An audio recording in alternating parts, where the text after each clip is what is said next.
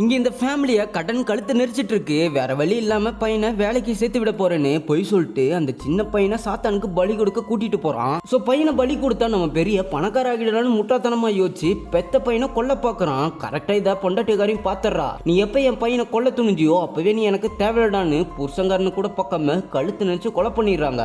நம்ம ஜெயிலுக்கு போயிட்டு நம்ம பையன் தனியா கஷ்டப்படுவான்னு புருஷங்காரன் போனத்தை கைத்துல தொங்க விட்டு கொலைய சூசைடா ஃப்ரேம் பண்ணிடுறாங்க. சோ இதுக்கப்புறமா இவங்க பையனை வளர்க்கறதுக்காக பேய் ஓட்டுற வேலையை தான் பார்த்துட்டு இருக்காங்க. இப்ப எங்க பையனுமே நல்லா வளர்ந்துடுறான். ஒரு அம்மாக்கு பேய் ஓட்டுறதுக்காக இவங்க வீட்டுக்கு கூட்டிட்டு வந்திருப்பாங்க. அவங்களும் நீ எப்படி இந்த அம்மா உடம்புக்குள்ள பொண்ணு ஒழுங்கா வெளியே போயிட்டுன்னு சொன்னா என்னால இந்த கிளவி உடம்புக்குள்ள மட்டும் இல்ல எல்லாரோட உடம்புக்குள்ளேயும் போக முடியும்னு பேய் சொல்லுது.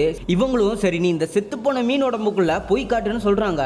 ஆனா பேய் அது மட்டும் முடியாது சொல்லுது. உடனே இவங்களும் நீ ஒரு ஒண்ணுத்துக்காகாத பேய் உனக்கு சத்திலாம் எதுவும் கிடையாதுன்னு சொல்லிட்டு உசுப்பேத்த பேயும் என்னால முடியும் பாருடின்னு டக்குன்னு பேய் மீன் உடம்புக்குள்ள போயிடுது. பார்த்தா செத்து போன மீன் துடிக்க ஆரம்பிக்குது. உடனே அந்த மீனோட தலையை வெட்டி அந்த பேயை அடிச்சிடறாங்க. இப்படி ஊருக்கே பேய் ஓட்டுற இந்த அம்மாவோட பையனுக்குமே பேய் பிடிச்சி நைட் ஆனா ஊருக்குள்ள இருக்க ஆடை பிடிச்சி கொண்டு சாப்பிட்டுட்டு இருக்கான். பார்த்தா அது வேற யாரும் கிடையாது இவங்களோட புருஷங்கார பேய் தான்.